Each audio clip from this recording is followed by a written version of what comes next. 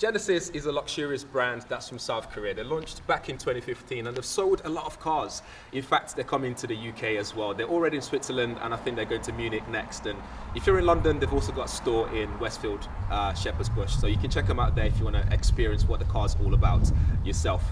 Next to me is the SUV version of the cars, the two cars that they're bringing to the UK. So this is the GV80 and there's also a G80 as well, which we'll talk about further down the line in this video.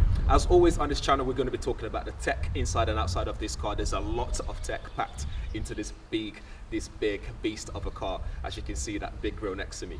Before we get into it though, make sure you subscribe, smash the like button and share it at the end of the video if you enjoyed it, and don't forget to ding that notification bell button, because that's the only way you know every time we upload a new video up on the channel. Let's get on with it.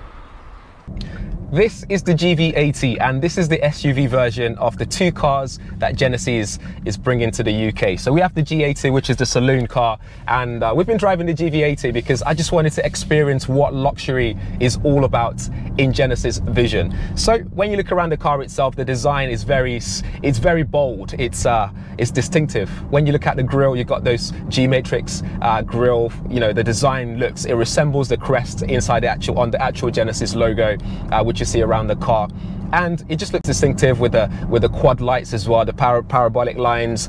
That's the way they worded it. I probably wouldn't have used those words myself, but it looks really good, and I love the color as well. The paint finishing on this car just glistens, especially when the sun is shining like this. And you see how the back just slopes a little bit on the back as well, just giving it a bit of a sporty look, but it's still very much a SUV, a big car. This is a 7-seater as well. I'm not going to go into the engine specifications and all that. I'll leave all that in the description area if you want to check that out. And the reason why I'm not going to get into all that is because this car is all about luxury. It's all about getting inside of the car, feeling like you're sitting in a business class suite, you know, on the plane. Because when you look around, you have leather everywhere, Napa leather, you have Alcantara here, nice soft finishing. And then when you look on the technology equipment inside the car as well, for example, to my left here, we have this dial for the gear shifter as well. You got this another dial here, which is also touch, and it recognizes fingerprint touch as well. So you can use this to actually write things like your postcode. It's got voice control, it's got Apple CarPlay, Android Auto, and plenty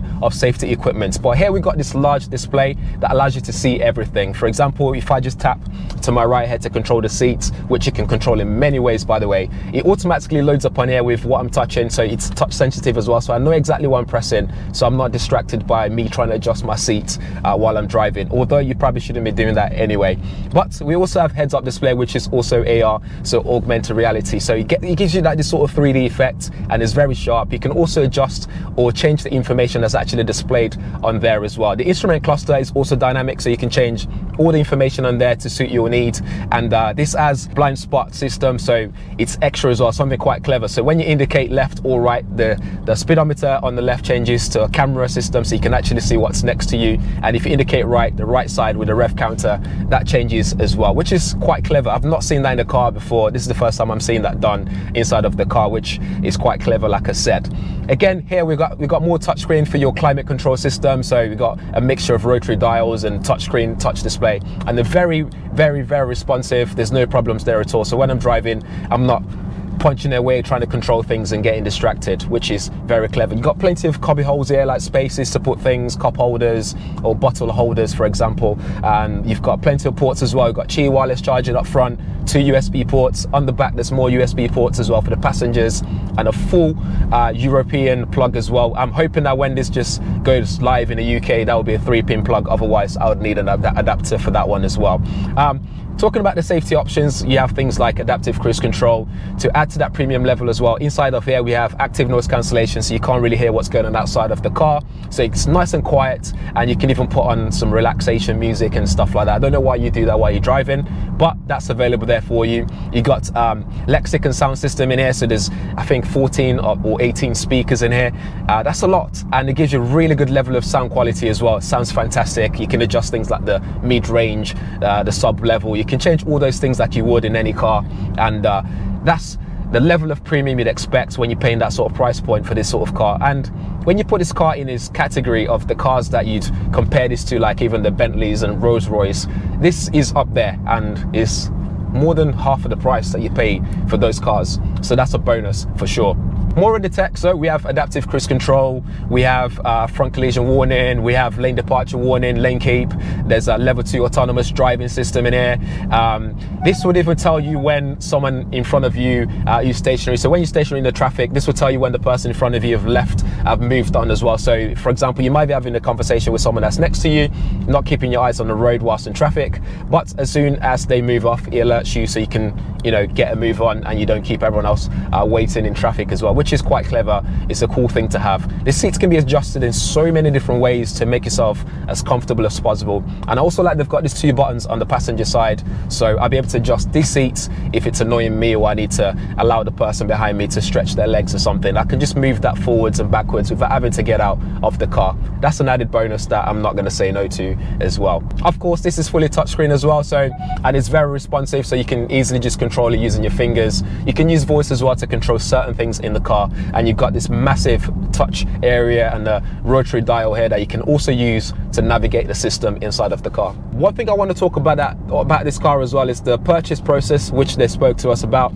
So this is online and digital only, so you'll be able to buy this online, but when you start to buy this, you get someone that personally advises you throughout the whole process to make sure that you actually get the best experience when picking the right choices in terms of the trim level, everything, the equipment that you get inside of the car, you get that in here. So this is a 7-seater, but you can opt to have less seats as well. So for example, in the back, there's a seat that's taking over the boot space, but you can fold that over so you can have more boot space. If you want to put stuff in there, you can do so as well. This is a very big car. So what we've also got is self-parking. So this can actually find parking spaces and park itself when it needs to as well, which can be useful, especially when you have a big car like this.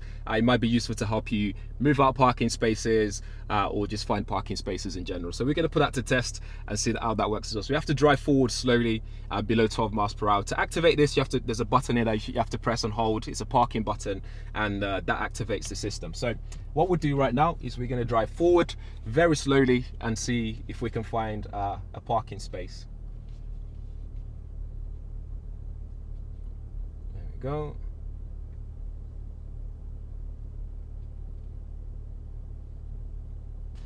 Well, as you can see, you couldn't find a parking space, but the reason for that is normally in a normal parking space you get the parking lines, the parking bays, but because there's no parking bays here, essentially you couldn't really spot where the spaces are, so I'm guessing that's why it didn't work.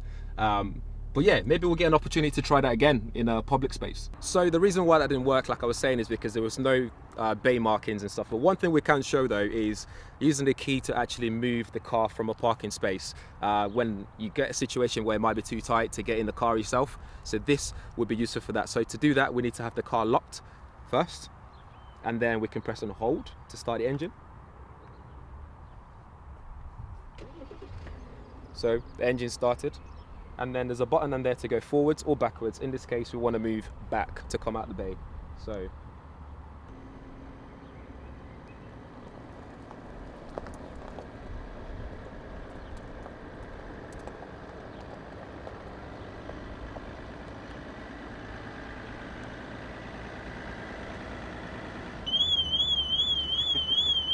I'm here.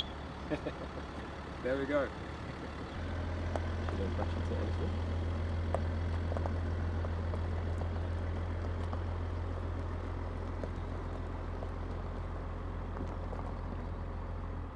How nice is that?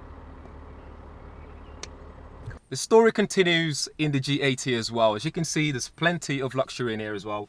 Loads of leather, all the tech inside. In fact, Genesis gave me a list here that tells me everything that you get in here and the price as well. So this one will set you back £61,000, £290, and that's when you get your remote start parking assist, you got highway driving assist, you got 14.5 infotainment system that we've got here with all the tech. We've got 3D instrument cluster there, blind spot view monitor, which is what that display was that we showed you in the GV80.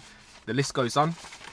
Then we have Lexicon surround sound, over-the-air updates as well, evasive steering assist, you got electronically controlled suspension with road preview. So with this one, you'll be able to see what's coming up ahead and adjust the suspension accordingly. So again, when you go over a speed bump, for example, it knows before you hit that speed bump. So it controls the situation so that it feels as comfortable as possible. Then you got advanced airbag technology as well, which is the one I was talking about before in the GV80 as well. So the tech continues. It's not it's still going. Lane keep assist, highway drive assist and smart cruise control, high beam assist, auto wipes, mobile phone connectivity, that's the wireless charging stuff. The engine surround generator, which I forgot to mention in the other car. So basically you can have this faux, fake sound for the engine. So when you're driving, if that's your sort of thing, you can turn it on and off. You got forward collision, avoid assistant as well, speed dependent volume, seating easy access. So the seats move itself on and off when you get in the car and get out of the car. So when you start the engine, it will adjust it back into position, for example. So it's easy for you to get out of the car. So those are the kind of things that you get in here that makes it luxurious, packed, full of everything that you'd need in a car, to be honest. And I can't think of whatever else. And it actually looks fantastic outside as well. I don't know if I prefer the big SUV to the Saloon, but I think they both look fantastic. In this version I was sitting in as well, we have the executive package, which means the passengers at the back will get their own individual displays that they can control themselves individually. So that person there can be watching EastEnders. This person here can be watching Hollyoaks or England v Croatia or something like that. And then in the middle section here is the media control. So just like the front seat, you guys get this at the back as well. Like, you know, you got you got perforated seats, nice luxurious leather seats, which allows for heating as well, or the cold version as well if you want to remain cool while you're sitting down. And yeah, you can even control these little windows there, the engine's off, but you can control that as well. We've got panoramic sunroof as well, which opens slightly as well. So I think you've got so much in here, again, like I said, and it's fantastic. I'm looking forward to people actually driving this, general public, to get hold of this and start driving it so we can see what this actually means for the UK public, if it's something that they'll warm up to, welcome. And in comparison to the GV80, which is SUV, the G80 is obviously a saloon car, a glorious one at that. So that's it for the GV80 and the G80 from Genesis. As always, let us know what you think in the comments below. Would you get one of these over a Bentley Bentayga maybe, for example?